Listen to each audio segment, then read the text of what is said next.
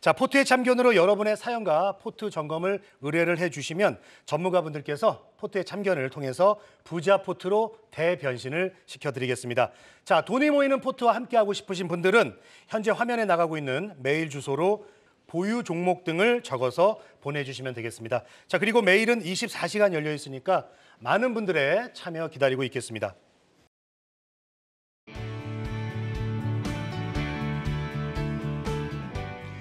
안녕하세요. 투데이 안경 코리아 마켓 박권입니다. 안녕하세요. 박수진입니다. 오늘 하루도 고생 많으셨습니다.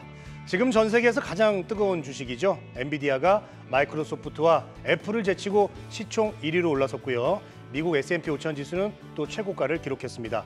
국내 증시도 서머랠리에는 동참하게 되는 걸까요? 코스피 지수도 2,790선에 올라서면서 52주 신고가를 경신했습니다. 뜨거운 날씨만큼 뜨거워지는 증시를 이끌 차기 주도주. 투데이 안경 원픽으로 만나보시죠.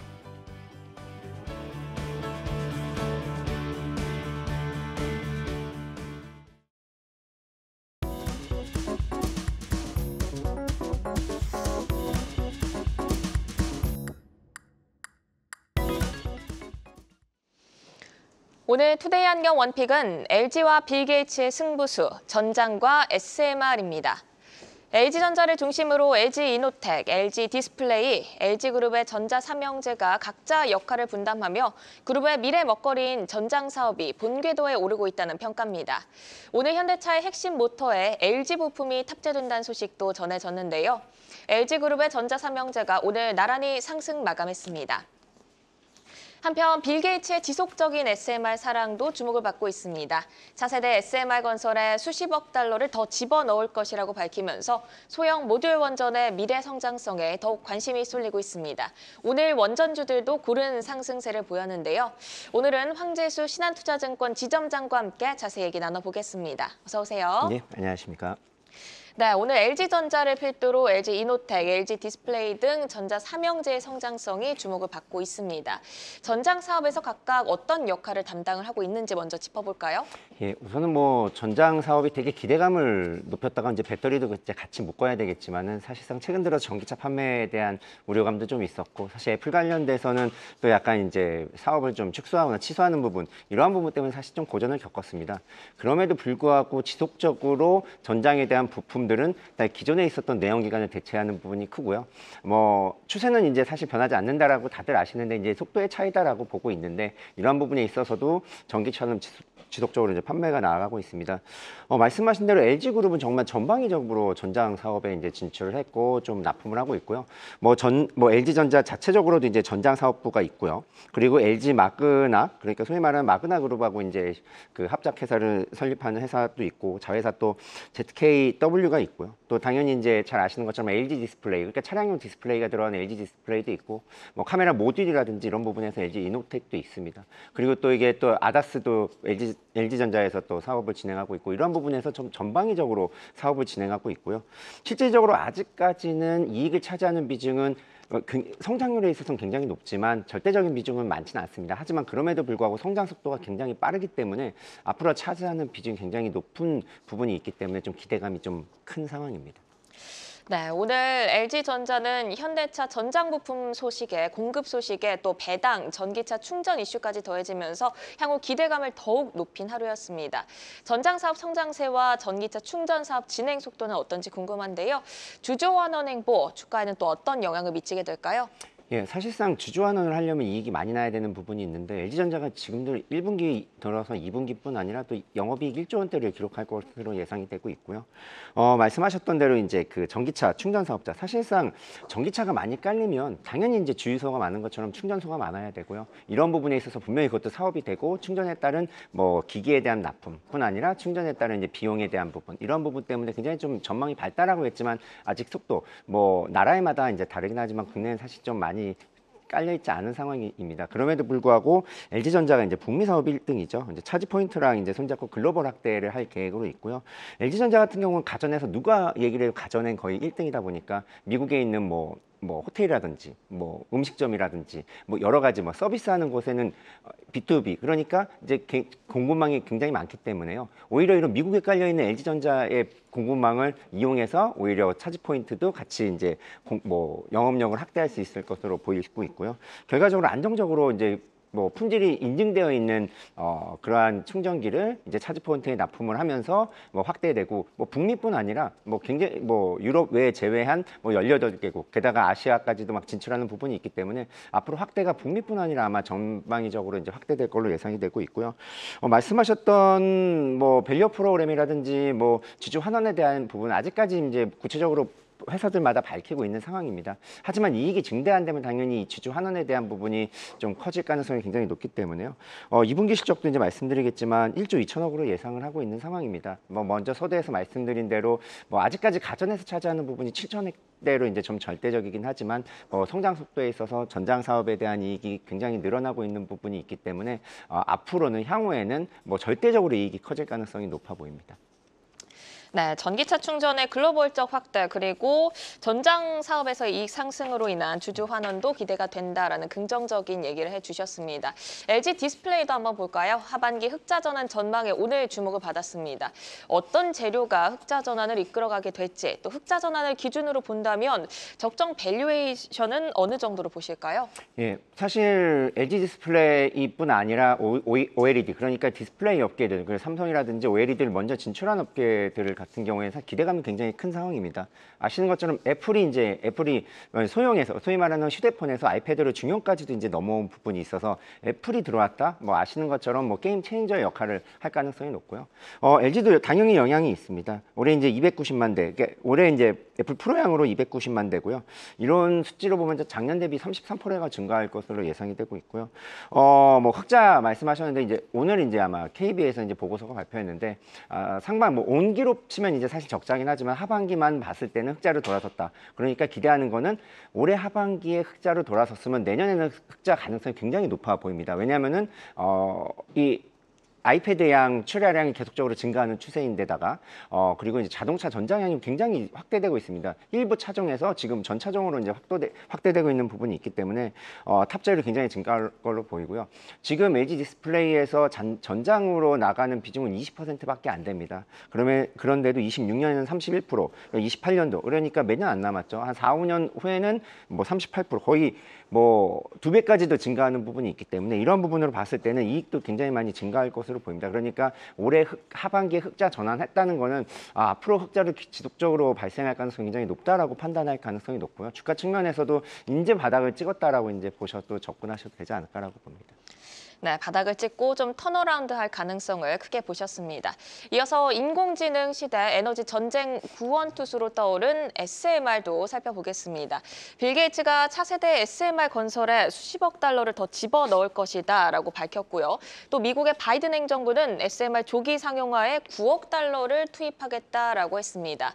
SMR 개발이 현재 어느 단계까지 왔는지 그리고 투자가 활발하게 진행되는 이 구간에서 어떤 이슈들에 주목을 해보면 좋을까요? 예, 사실상 지금 뭐 SMR이 이제 돌아가는 데는 없죠. 이제 착공을 했다라고 이제 기사를 밝혔고 이제 빌 게이츠가 이제 투자했던 회사가 와이오밍 주에서 이제 착공을 시작해서 30년에 완공을 해서 가동을 하겠다라는 목표에 있습니다. 이제 빌 게이츠가 설립한 이제 테라파워인데요. 그 SK랑 SK 이노베이션도 그때 당시 때 한 10년 전인 것 같은데 한 3천억 정도 투자한 부분이 있기 때문에 좀 주목을 한국에서도 좀 받았던 것 같습니다. 결과적으로 SMR하는 이유는 뭐냐면 사실 위험성이 뭐 당연히 이제 소형으로 되기 때문에 뭐 부지뿐 아니라 위험성도 굉장히 줄어드는 부분이 있고요. 실질적으로 지금 원전을 뭐 대형 원전을 지으려면 거의 뭐 바닷가에 뭐 대량의 바닷물이 필요하기 때문에 그리고 바닷가다라고 하면은 사실상 내륙에 있는 지역까지도 전기를 끌어오기가 사실 굉장히 어려운 부분이 있는데 SMR 같은 경우에는 그 지역 지을 수 있기 때문에 사실상 뭐 지을 때는 사실 논란은 많겠죠. 사실상 SMR이 들어간다고 해도 아직까지 상용화가 돼서 안전이 된다라고 이제 이론적으로는 되지만 정말 안전하냐에 대한 뭐 여러 가지 논제는 있겠지만 지금 필요로 하는 부분 그리고 전력이 필요한 부분이 너무 크기 때문에 그런 부분 때문에 원전을 당연히 넣을 가능성이 굉장히 높고, 이러한 부분 때문에 도시 곳곳에 넣을 수 있다는 큰 장점이 있기 때문에 아마 좀 활성화되지 않을까라고 보고요. 아직까지는 첫 상용화는 아직 멀리 남아 있습니다. 멀리 남아 있어봐야 이렇게 10년, 20년이 아니라 계획대로라면 5년 남짓인데요. 이런 부분 때문에 만약에 잘 가동되고 확대가 된다면은 굉장히 크게 전 세계적으로 확대될 가능성이 높고요. 여기 이제 세계 경제 포럼에서 2040년까지 매년 22%씩 성장할 거다라고 얘기를 했고요. 영국 국가 원자력에서는 35년도, 그러니까 2035년도에는 아마 시장 규모가 400에서 600조를 추정하기 때문에 아마 지금 추세라면은 지속적으로 건설될 거고, 상용화에 대한 부분, 그리고 가동률에 대한 부분, 단가에 대한 부분이 굉장히 발전하기 때문에 충분히 많은 전력에 대한 생산을 대처할 가능성이 높다라고 판단되고 있습니다. 네, 또 국내에서 SMR 하면 두산 에너빌리티가 대표 종목으로 떠오르게 되는데요. 오늘도 7% 상승으로 탄력적인 흐름을 보였습니다. SMR 시장 확장 구간에서 두산 에너빌리티에 미칠 실질적인 수혜는 어떻게 전망하고 계실까요? 이게 아시는 것처럼 미국도 원전에 대한 확대 방침을 밝혔고, 중국도 지금 확대 방침을 밝혔는데, 중국이 원하는 생산량은 지금 현재에 대해서는 이게 2030년까지 120기가와트를 생산하겠다라는 부분은 지금 생산 원전의 2배나 증가시켜야 됩니다. 그렇다면 전 세계적으로 좀 확대되고 있다라고 볼 수 있을 것 같고요. 거기에서 좀 약간 민간으로 치면은 가장 좀 국내 기업으로만 봤을 때는 좀 가장 수혜가 뭐냐라고 했을 때 두산 에너빌리티라고 이제 많이 들으셨을 거고, 사실상 관련주라고 볼 수 있을 것 같고요. 최근에 이제 11차 전력수급 기본 계획서에서 이제 9년 만에 신규 원전을 내기, 그러니까 대형 3기, 소형 1기를 하겠다라고 계획을 세웠고요. 이 부분은 이제 큰 무리 없으면 하겠다라는 방침이긴 한데, 결과적으로 여기에 이제 과거에도 했었고, 앞으로도 소형 원전에 대한 지분 투자뿐 아니라 모듈까지, 그리고 미국에 대한 수주까지도 한 부분이 있기 때문에 두산 에너빌리티가 좀 수혜가 굉장히 클 것으로 예상이 되고 있고요. 또 말씀드리겠지만 체코 원전이 이제 곧이어 나옵니다. 과연 누가 될지에 대한 부분은 모르겠지만, 지금 프랑스에 대한 부분이 굉장히 정치적으로 어려운 부분이, 이런 부분이 어쩌면은 좀 이렇게 작용할 가능성도 있기 때문에요. 네. 원전에 대한 기대감은 좀 커지고 있는 상황입니다.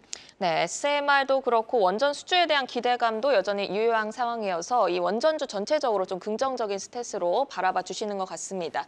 그렇다면 LG그룹 전자 삼형제와 SMR 관련주 중 황재수 지점장의 탑픽 종목 열어보겠습니다. LG전자와 두산 에너빌리티를 가져오셨는데요. 좀 예상이 되긴 했습니다. 네. 좀 압축적으로 포인트 들어볼까요? 예, 아까 서두에서 말씀드린 대로 LG전자는 기존의 가전 사업뿐 아니라 전장 사업부에 대한 시너지, 그리고 현대차의 EV9에만 들어가던 마그나에 대한 모듈 같은 부분이 전차적으로 확대되는 부분이 있기 때문에 전장 사업에 대한 이익 확대가 결과적으로 전체적인 이익 확대 때문에 좀 말씀을 드렸고요. 두산 에너빌리티 같은 경우에는 사실상 지금 가장 큰 모멘텀은 다음 달에 있을 체코 우선협상 대상자입니다. 30조에 대한 기대감이 있기 때문에 그거에 따른 모멘텀도 작용하고 있고요. 전 세계, 특히 미국에서 먼저 얘기를 하지만 SMR에 대한 기대감도 있기 때문에요. 차차 봐야 되는데, 사실상 이제 약간 그러니까 재무 불안성에 대한 두산그룹에 대한 부분이 사실 있어서 네. 주가가 탄력적으로 움직일 때마다 사실 조정받을 가능성은 있습니다. 확실하게 나올 때까지. 그럼에도 불구하고 좀 민간 기업 중에서는 가장 좀 수혜가 아닐까라고 봅니다. 네, 오늘 투데이 안경 원픽은 황재수 지점장의 원픽, LG전자와 두산 에너빌리티까지 만나봤습니다. 전장과 SMR 산업의 성장 스토리를 따라서 차별화된 강점을 보유한 종목들로 잘 선별해 나가셔야겠습니다.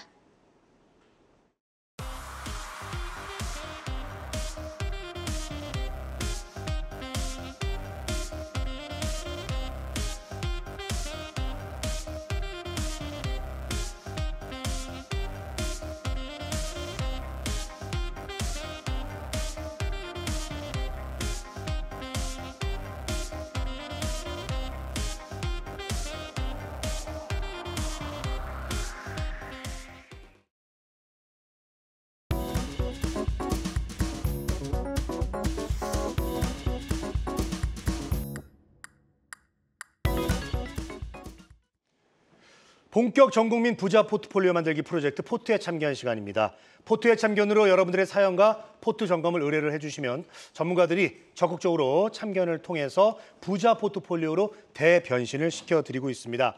현재 화면에 나가고 있는 메일 주소로 여러분들의 보유 종목 그리고 궁금한 것들을 보내주시면 되겠습니다.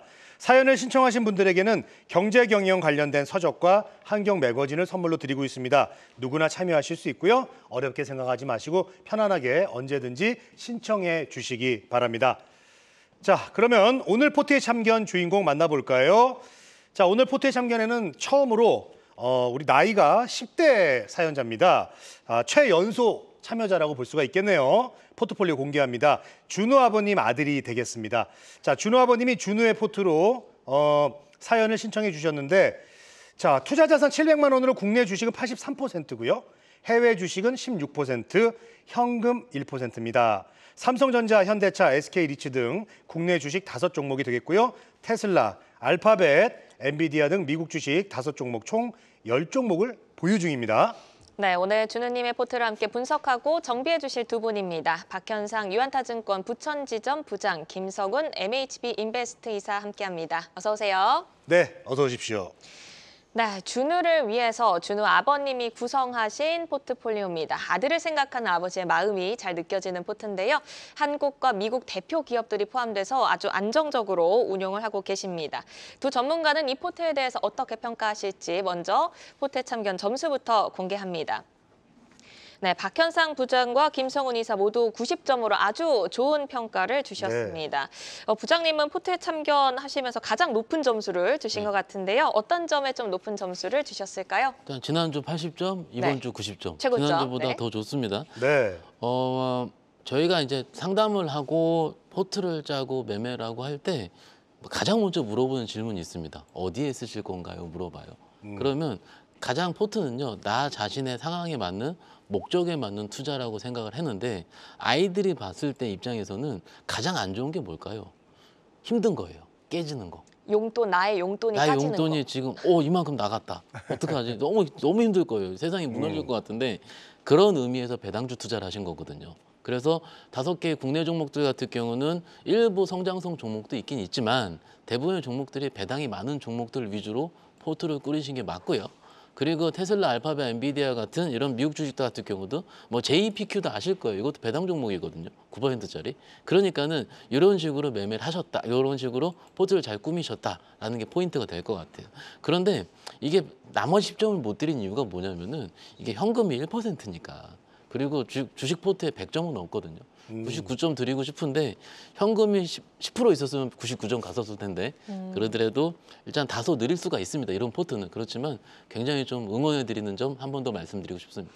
네, 목적에 충실한 투자임이 분명하다라는 평가를 남겨주셨고 또 이사님도 90점으로 아주 좋은 평가를 주셨습니다. 아이에게 물려줄 좋은 포트라고 평가를 해주실까요? 네, 일단은 우리가 여기서 배워야 될 점은 역시나 이 아이다 보니까 이제 생활비나 이런 것들에 대해서 쓸 돈이 없지 않겠습니까? 결국은 이제 역시나 여윳돈으로 해야지만 우리가 좀 더 여유를 가지고서 긴 안목을 가지고서 주식 투자를 해야지 이런 좋은 성과를 볼 수 있다는 것을 다시 한번 좀 느끼는 것 같습니다.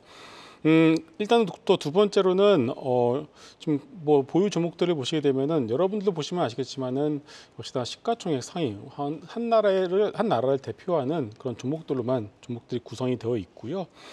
그리고 이제 한번 살게 되면은 최소한 2년에서 4년 정도 길게 끌고 가기 때문에 중간중간 시장이 어떤 흔들릴 때마다 그런 것들에서 흔들리지 않고 계속 길게 끌고 갔기 때문에 지금의 어떤 좋은 수익률을 보여왔다 이렇게 보시면 될 것 같아요. 그래서 뭐 특별히 이 부분에 대해서 전혀 뭐 이렇게 단점을 찾아내기는 어려울 것 같습니다.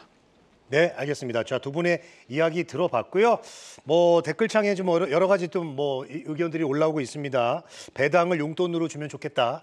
뭐 이런 이야기도 있고 부럽다. 뭐 이런 이야기도 있는데 뭐 사실 저희 때만 해도 참 이런 게 없었거든요. 부럽네요. 빨간 저금통의 유일한 투자였는데 참 부럽습니다. 자, 준호 아버님이 3, 4년 후에 자녀에게 물려줘도 될 포트일까요? 라고 사연을 신청을 해주셨습니다. 어렸을 때부터 받은 용돈을 통장에 그냥 넣어뒀는데 중학생이 된 아들에게 경제 공부도 시킬 겸 시작했다고 합니다. 10년 후에도 망하지 않을 기업, 배당을 주는 기업을 골라서 매수했고 배당이 들어오거나 한 달에 한 번씩 계좌를 열어서 아들과 함께 보면서 자본시장의 흐름이나 배당 등에 대해서 설명을 해준다고 하네요. 자, 준우는 아직도 크게 흥미가 없어 보이긴 하지만 그래도 열심히 고개를 끄덕이면서 경청하고 용돈이 줄고 있는지 늘고 있는지 꼼꼼하게 체크해 본다고 합니다. 지금도 용돈이 생기면 현재 포트에 있는 종목들을 계속 추가 매수하고 해외 주식들도 소수점 투자로 꾸준히 매수하고 있다고 합니다. 자, 김성훈 이사, 요즘 보면은 이제 아이들의 용돈 계좌를 이렇게 주식 투자로 활용하는 경우 많습니다. 참 예전과 다른 모습인데 종목을 정해두고 이렇게 꾸준히 추가 매수하면서 10년을 보는 전략 어떻게 보세요? 일단 굉장히 훌륭한 아버지 같습니다. 네, 좋은 교육을 하시는 것 같습니다. 일단 중요한 것은 이제 우리나라 주식과 해외 주식은 조금 다른 부분들이 있는 것 같습니다. 특히나 우리나라 같이 과거의 어떤 시가총액 1위 종목이 지금의 시가총액 1위를 기록하는 경우는 또 그렇게 많지가 않습니다. 삼성전자를 여러분들이 많이 생각을 하시는데요. 현대차 같은 경우도 지금의 시가총액을 보인 케이스가 얼마 되지 않습니다.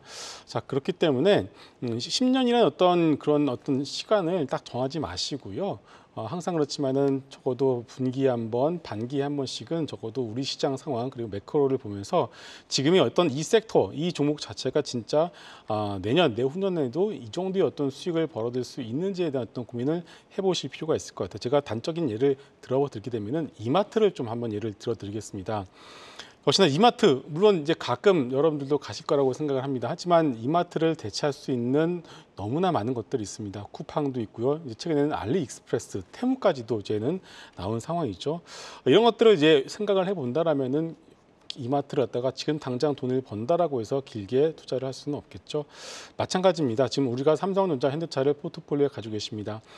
삼성전자를 대체할 수 있는 것들이 분명히 있습니다만은 그래도 삼성전자가 전 세계 1위 디램 업체이기 때문에 가져가는 것은 맞고요. 현대차 같은 경우도 전 세계에서 가장 싼 자동차 회사이기 때문에 일단은 가져가는 것도 맞다라고 생각합니다만 시간이 지나서 삼성전자와 현대차를 대체할 수 있는 그 무언가가 강력하게 나온다라면은 현재 가지고 있는 이 포트폴리오도 분명히 교체를 고민을 해보실 필요가 있을 것 같습니다. 하지만 그것은 아직까지는 모르기 때문에 지금 상황에서 이 포트폴리오를 유지를 하시되 항상 그 부분에 대한 어떤 고민을 해보시는 건 좋을 것 같습니다. 네, 아무래도 우리나라 시장이 특히 또 매크로 환경에 큰 영향을 받는 경향이 있죠. 분기나 반기에 한 번이라도 좀 열어봐서 필요하다면 리밸런싱을 좀 하는 게 어떻겠냐라는 조언을 해주셨습니다. 이어서 준우 아버님이 의뢰해주신 다양한 궁금증을 한번 풀어보도록 하겠습니다. 먼저 첫 번째 질문인데요. 삼성전자와 현대차입니다. 사실 지금의 흐름으로만 보면 아무 걱정이 없을 것 같은데요. 4년 정도 더 추가 매수하면서 장기 보유해도 괜찮을까요? 라고 질문을 주셨고 SK리츠, 맥쿼리는 8년 평균 기대 수익률 10% 가능할까요? 라고 궁금해하셨습니다. 또 미국 주식은 소수점 투자로 모아가고 있는데 괜찮은 전략인지도 물어보셨고 그리고 장기 투자 시 리스크 관리, 미래 성장주에 대한 궁금증도 함께 의뢰를 해주셨습니다. 먼저 준우 아버님의 첫 번째 질문, 바로 삼성전자와 현대차입니다. 우리나라를 대표하는 두 기업으로 10년 후에는 더 크게 성장해서 아이들 곁에 남을 기업이다라고 생각을 해서 매수를 하셨다고 하는데요. 현재는 수익률이 굉장히 좋아서 매우 만족하고 계신다고 합니다. 근데 주위에서는 우리나라 주식은 뭐 10년 들고 있으면 안 된다라고 그렇게 하던데 부장님이 보시기에 4년 정도 추가 매수하면서 보유해도 괜찮을지 이 전략 효과적일까요? 주위에서 하시는 분들은 최근에 주식하기 시작하시는 거 5년이 안 됐기 때문에 안 좋은 것만 보셔가지고 국장은 10년 이상 하면 안 된다고 얘기를 하시고요. 20년 전부터 시작하신 분들 같은 경우는 역시 삼성전자, 역시 하이닉스를 하십니다. 그 이유가 뭘까요? 국내 시장 20년 전에 혹은 15년 전에는요, 산업의 개화기였습니다. 그리고 2007년도, 2006년도 기억을 해보시면 그때 같은 경우가 아시다시피 중국 시장이 막 성장하는 쪽이었어요. 그러면은 우리 시장 같은 경우는 중국 성장의 낙수 효과를 받아가면서 중간재 국가잖아요. 그래서 같이 성장한 거라 보시면 될 것 같거든요. 그러면 앞으로 5년 후, 10년 후에 그때 몇 년, 10년 전의 우리 시장의 현대차, 삼성전자 될 것 같은 거를 찾고 싶어서 질문하신 거지 않겠습니까? 그러면은 지금 입장에서는 우리 시장은 너무 고도화됐다라고 말씀을 드리고 싶습니다. 그래서 지금 안 된다라는 말씀보다는 정말로 긴 초장기적인 입장에서 봤을 때는 현재 지금처럼 성장이 진행 중인 국내 국가보다는 예전 2007년도, 2005년도 때의 중국 시장을 바라보는 그런 시장의 산업을 찾아서 해보는 게 낫다라고 생각을 하는데 여기서부터 좀 어려워지죠. 그걸 찾는 게 어떻게 되냐 했는데 개인적으로 최근에 현대차 인도 시장 IPO 얘기 보면서 저 최근에 좀 인도 좀 공부를 좀 해봤는데요. 아시다시피 인도가 예전에 그때의 중국 시장과 비슷해요, 지금. 성장률도 굉장히 높고 그리고 굉장히 낙후돼 있지 않습니까? 참고로 그때 거기 있으신 분들 얘기를 제 유튜브 댓글로 보면은 난리도 아니다. 지금 거길 어떻게 투자를 하느냐. 근데 주식 관점에 봤을 때는 성장이 배가 될 때 투자하는 게 맞긴 맞거든요. 해당하는 쪽을 지금 당장 들어가시라는 판단보다는요.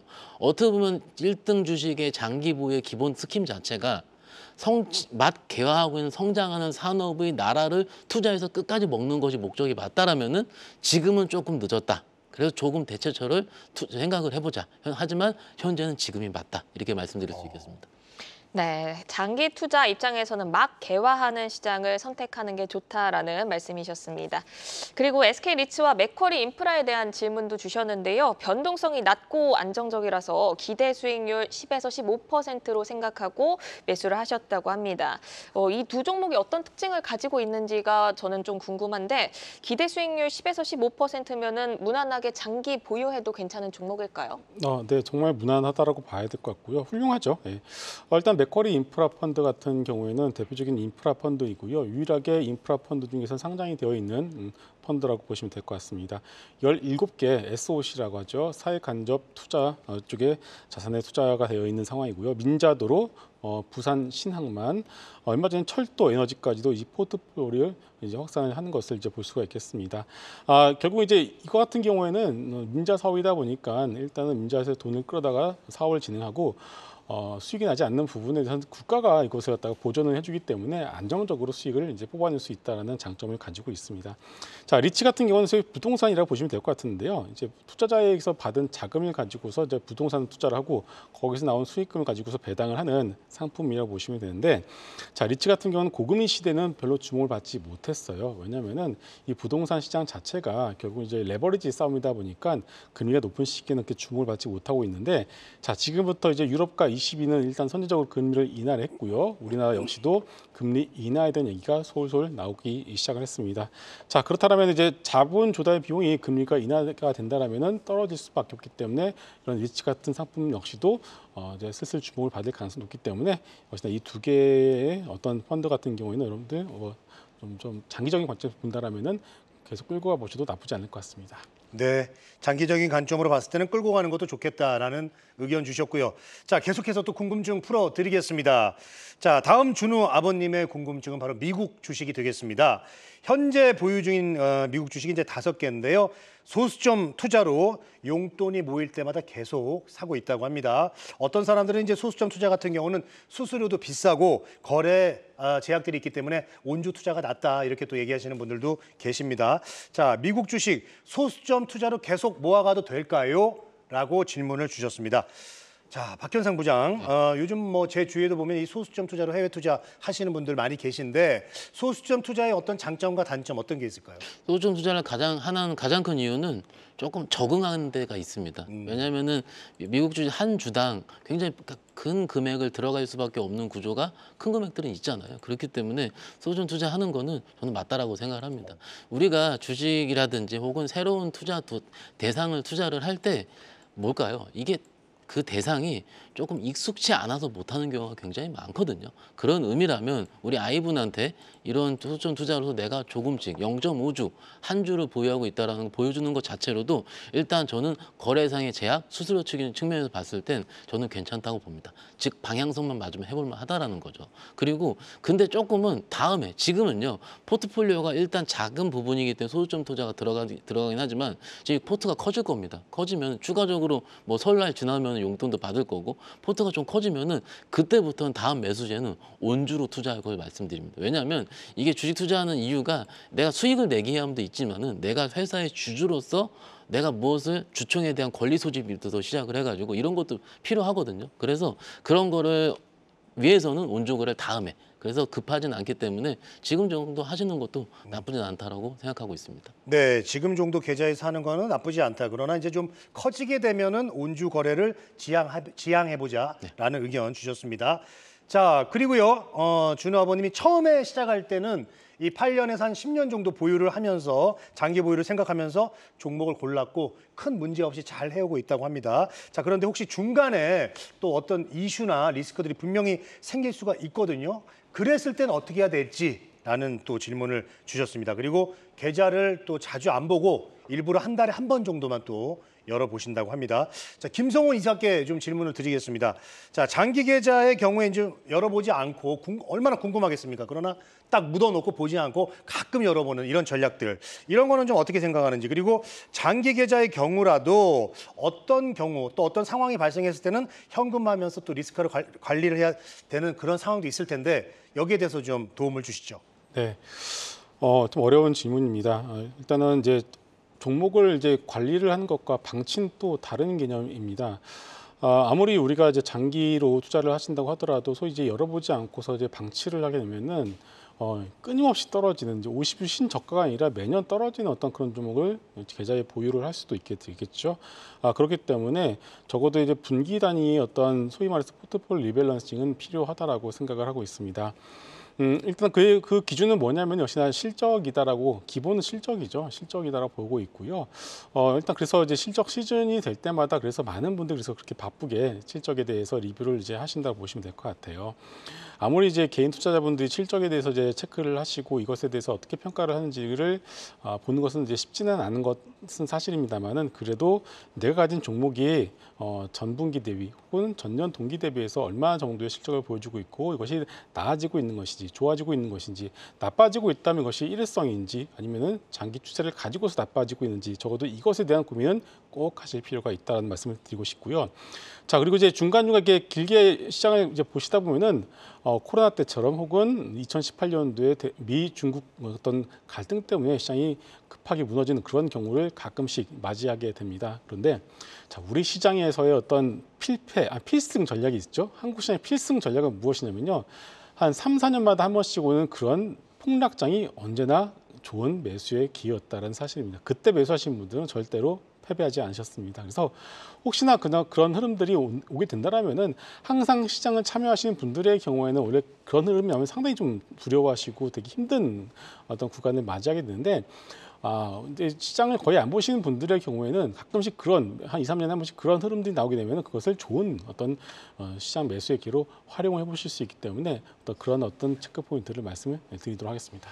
네, 실적을 확인하면서 분기 단위의 리밸런싱은 꼭 필요하고 또 과매도된 좀 폭락장에는 비중 확대 기회로 활용해 보자라는 말씀까지 남겨주셨습니다.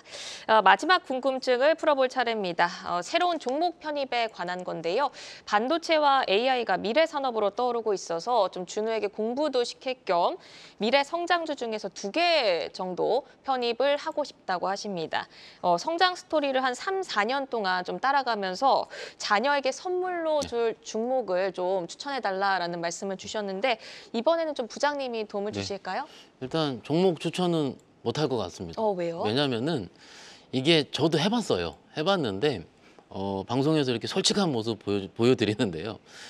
우리가 거래소에 상장된 종목이 3,000개입니다.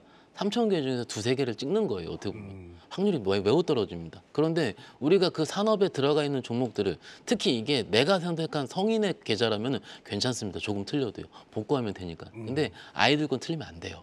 그러면 어떻게 해야 되냐면 내가 생각할 수 있는 성장할 수 있는 산업의, 그래요. 요즘은 AI 말씀 안 드릴 수가 없는 부분이죠.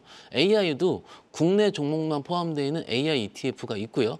혹은 엔비디아랑 마이크로소프트가 포함되어 있는 글로벌 AI ETF가 있습니다. 그럼 저 같으면 차라리 글로벌 AI ETF를 편입을 시켜놓고 그 안에 있는 포트폴리오를 보고 우리 아이들이 공부를 해라라고 조언을 드리겠습니다. 두 번째 같은 하나 더 말씀드리고 싶으면, 지금 이게 산업을 말씀을 드렸잖아요. 그런데 산업 말씀을 드린 다음에는 그 다음에 나라예요. 어느 나라가 성장성이 높은지. 제가 아까 인도 얘기 잠깐 말씀드렸는데 인도를 제가 찍어서 드리는 게 아닙니다. 여러분들이 생각하시기에 항상 우리가 과거에 몇 년 전에는 저희가 이런 얘기 많이 했어요. 베트남 할 걸 그랬어요. 그죠? 근데 지금은 갔다가 좀 살짝 이러고 있고요. 지금은 인도가 좋아요. 테슬라도 간다고 하는데 막상 최근에는 국내 직접 투자 붐이 있었지. 그죠? 붐이 있었지 지금 내가 펀드를 하겠다는 분들은 별로 없습니다. 제가 영업점에서 겪어본 경우가 그렇거든요. 차라리 내가 성장성 있어 보이는 국가의 펀드를 가입하는 거 답이 될 수 있습니다. 그런 펀드 안에서도 한 달에 한 번씩 운용보고서라는 게 옵니다. 운용보고서 안에 있는 종목들이 또 들어가 있을 겁니다. 운용보고서 안에는 시가총액 큰 종목부터 들어있고 그 산업이 다 같이 들어있을 겁니다. 그래서 그런 것들로 같이 활용하면서 좀 공부를 해가는 습관을 들이면 어떨까 말씀드릴 수 있겠습니다.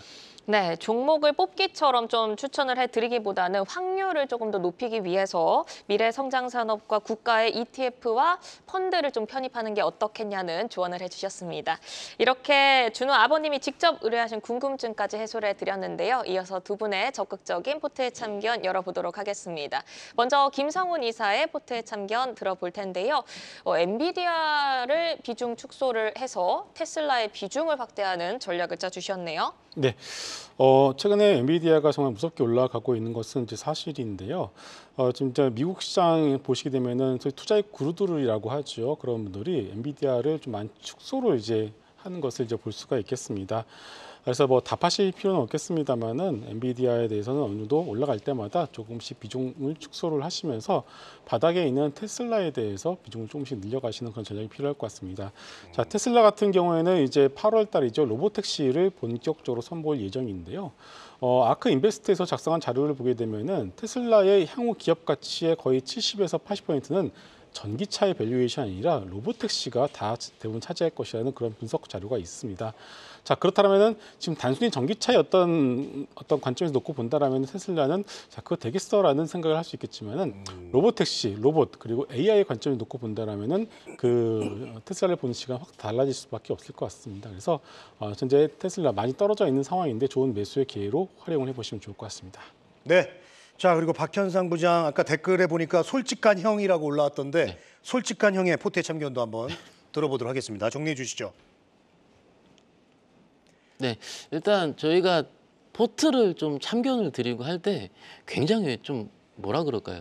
잘 짜여진 포트를 잠깐 허무는 걸 굉장히 싫어합니다. 근데 지금 같은 경우 포트가 잘 짜여 있는 상태에서 약간은 제가 지금 국내 주식만 2개 정도만 좀 말씀을 드렸는데 SK 리츠랑 맥쿼리 인프라는 리츠라는 특성상 겹칩니다. 그리고 수익률, 기대 수익률 비슷한 측면이 없지 않아 있고요. SK 리츠 같은 경우는 유일하게 포트에서 마이너스가 있는 부분이 좀 있기 때문에 일단 지금 어떻게 보면 최근에 좀 이슈가 좀 있었던 것 같아요. 이슈 때문에 살짝 좀 밀려있는 상태이긴 한데 프로 상태에서는 일단 매도를 해서 저는 여기서 종목을 갈아타지 말고 일단 현금을 보유하자라는 측면이고요.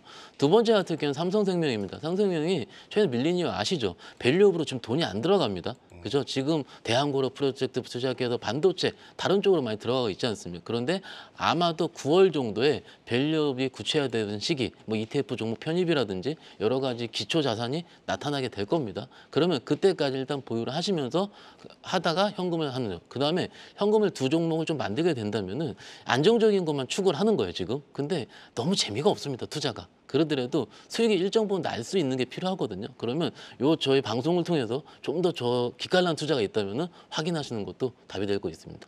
네, 안정적인 것만 추구하다 보면 계속 안정적이다 이렇게 정리를 해주셨습니다. 자, 준호 아버님 오늘 잘 보셨죠? 네, 자 앞으로 이렇게 또 준호가 더 성장하는 그런 포트폴리오 만들었으면 좋겠습니다. 함께하고 싶으신 분들은 화면에 보이는 메일 주소로 여러분들의 궁금한 것들 보유 종목 보내주시면 되겠습니다. 여러분들의 많은 참여 기다리고 있겠습니다.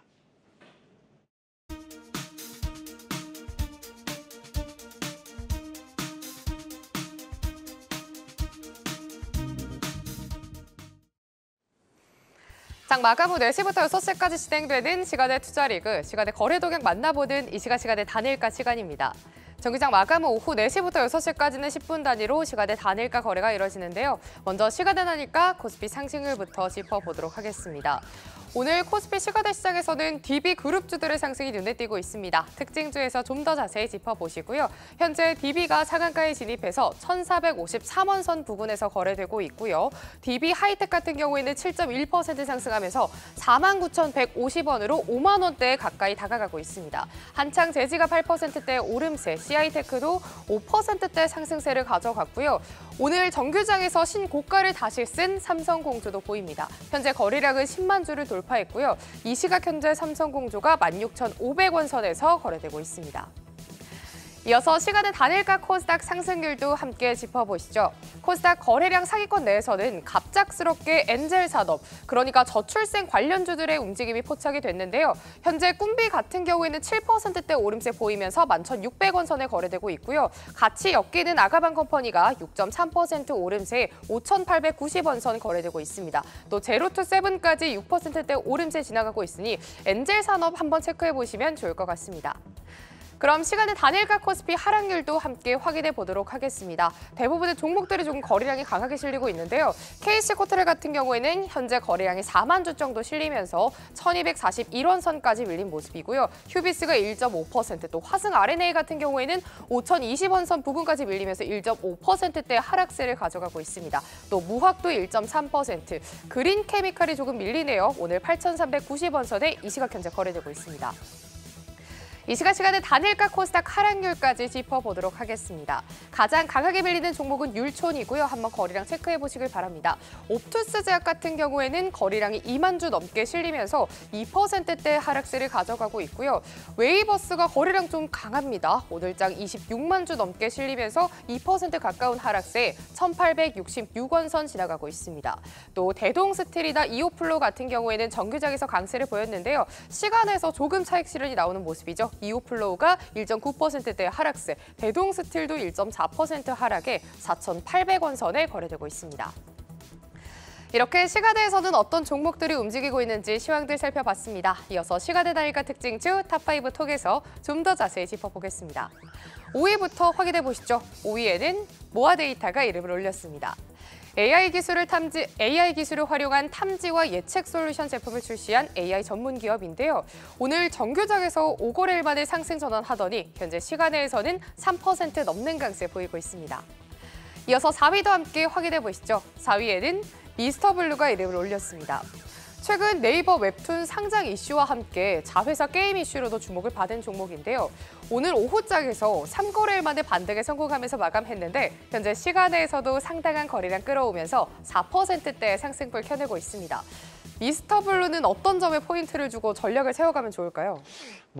지금 주식으로 핫하면은 사실상 K 뷰티라든지 아니면 K 식료품 이런 쪽이 굉장히 핫한데요. 최근 들어서 사실 작년에 좀 인기 있었다가 사실 약간 이제 그런 쪽으로 수급이 몰리면서 이제 좀 소외됐다가 최근 들어서 이제 네이버 웹툰 상장에 대한 기대감을 가지고 있습니다. 기업 가치가 네이버 웹툰 같은 경우에 30에서 40억 불, 그리고 5억 달러를 이제 IPO로 하겠다라는 부분인데, 이러한 부분이 사실상 웹툰 업체 전반적으로는 좀 긍정적인 신호일 것 같고요. 그리고 이제 그 미스터블루 같은 경우 최근에 봤더니 이제 그 사전 예약, 그러니까 에오스 블랙, 그러니까 이제 MMORPG 게임에 대한 부분, 그 부분도 사실 사전 예약이 200만 명이 돌파했다라는 부분 때문에 아마 게임 매출, 그러니까 증권사 리포트에 대한 추정치를 보면 올해 한 400억에서 430억 정도의 매출을 추정했더라고요. 그럼 전체적으로 보면 작년에 안 좋았던 실적이 올해는 그래도 976억에 99억의 컨센서스를 보는 거 봐서는 올해는 그래도 턴어라운드 되는 회사라고 봐서 최근에 이러한 부분도 좀 지금 시간에 올라가는 영향을 있지 않나라고 볼 수 있을 것 같습니다. 네, 4위의 랭크대 미스터블루에 대해서 코멘트 들어봤습니다. 그럼 3위도 함께 확인해 보시죠. 4위에는 삼성공주가 이름을 올렸습니다. 어제 상한가로 마감하면서 투자자들의 관심을 한몸에 받았는데요. 오늘은 보합으로 마감하더니 현재 시가대에서 5% 가까운 상승세 보이면서 치고 올라가고 있습니다. 짚어볼 만한 점은 조금 전 최근 급등에 대한 조회 공시 요구에 대해서 답변을 발표했는데요. 지분 공시 같은 추가 변동 사항은 없는 걸로 확인됐습니다. 이어서 2위와 1위를 함께 열어보도록 하겠습니다. 2위 먼저 보시면 DB하이텍이고요. 1위는 DB가 이름을 올렸습니다. 장 마감 후에 DB하이텍이 테슬라에 공급될 반도체 위탁 생산을 앞두고 있다는 뉴스가 보도됐습니다. 생산 제품은 전장용 반도체로 전해졌는데요. 이 소식이 전해지면서 DB하이텍과 DB 모두 상승을 상위단에 자리했습니다. 두 모두 내일장에서 좀 탄력 있는 에너지를 기대해도 좋을까요? 우선은 지금 시간에서 너무 강하기 때문에 내일 시가는 굉장히 셀 것으로 예상이 되고요. DB 같은 경우는 DB 하이텍은 23%를 가지고 있는 부분이 있습니다. 이 부분 때문에 같이 이제 영향을 받은 것 같고, 결과적으로 중국계 미국 팹립스 업체가 이제 의뢰한 것으로 알려졌고요. 이게 이제 6월 10일 날 실사를 했고, 만약에 통과가 된다면 7, 8월 초 양산을 하겠다라는 부분에 기사가 좀 나온 것 같아요. 사실상 통과가 될 기대감이 좀 더 높지 않나라고 볼 수 있을 것 같고요. 그러면 이제 만약에 이걸 생산했다라는 부분에 있으면 의미는 있을 것 같습니다. 굉장히 의미 있을 것 같습니다. 왜냐하면은 그래도 세계에서 최고라고 할 수 있는 자동차 이제 소위 말하는 이제 모두 자율주행이라는 모든 걸 좀 선도하는 테슬라 향이기 때문에 다른 업체들에 대한 레퍼런스가 쌓이는 부분도 영향이 있을 수도 있을 것 같고요. 이런 부분 때문에 기업 자체는 좀 긍정적으로 작용할 가능성이 높습니다. 그래서 근데 이제 100% 이제 양산을 했다, 이제 납품한다라는 건 아니었기 때문에 가능성이 굉장히 높아서 이제 기사가 나온 것 같아요. 사실상 이제 가능성이 높고 어느 정도가 얘기됐기 때문에 기사에서 이제 오픈시킨 것 같거든요. 뭐 이런 부분을 감안한다면은 생산했을 경우를 대비하면 주가가 이제 단기간에 기사 때문에 올랐던 부분에 조정받을 때는 다시 재매수되지 않을까라고 예상이 되고 있습니다. 네, 현재 시간에서 활발하게 움직이는 특징주 탑5를 통해 여러 얘기를 들어봤습니다. 지금까지 황재수 신한투자증권 지점장과 함께했습니다. 말씀 고맙습니다. 네, 감사합니다.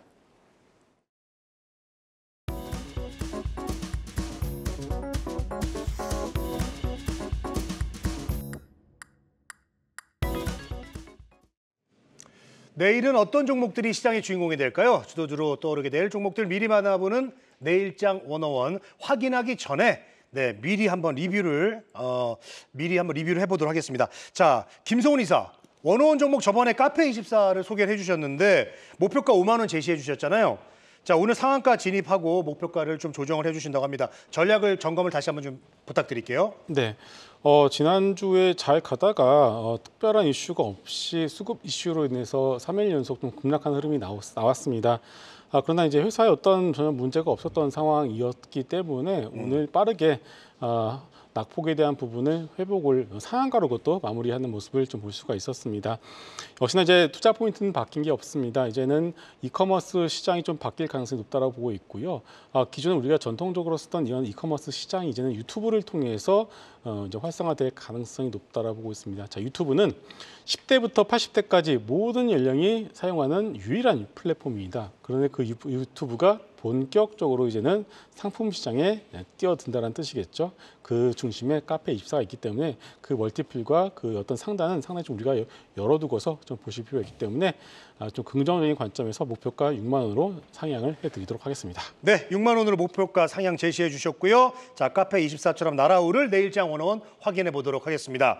자, 박현상 부장은 크래프톤이고요. 김성훈 이사는 LIG 넥스원이 되겠습니다. 먼저 우리 박현상 부장 내일장 101 확인해 보도록 하겠습니다. 자, 크래프톤 인도 게임 시장 이야기를 좀 해주셨는데 어떤 점들로 한번 정리를 해볼까요? 공교롭게 제가 인도 얘기만 몇 번 드리는 것 같은데요. 예, 그러네요. 일단 크래프톤을 보시면 BGMI라고 이렇게 약자로 써 있는 거 보실 거예요. 그게 배틀그라운드 모바일 인도라고 얘기를 할 수가 있습니다. 그래서 인도 시장을 게임 시장을 봤을 때 매년 30% 이상 성장을 하고 있는데 산업 성장은 굉장히 더 강할 것이고요.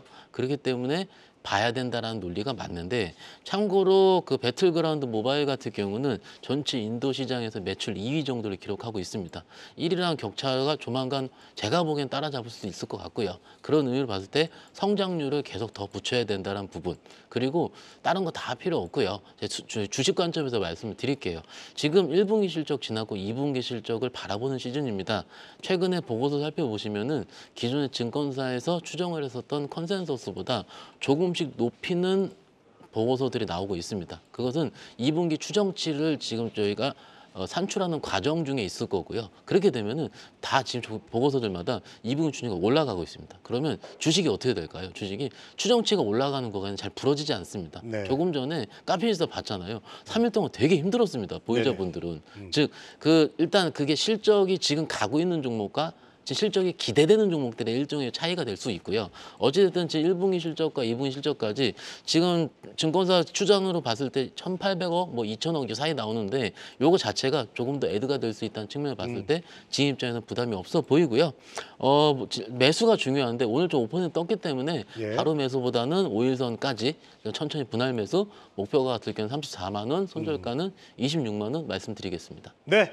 자, 김성훈 이사 내일장 101은 LIG 넥스원입니다. 방산 분위기 좋습니다. 자, 어떤 점들을 포인트로 짚어볼까요? 네, 오늘 시장 보시게 되면은 상반기에 강했던 섹터들이 살짝 흔들리는 그런 모습들이 나왔습니다.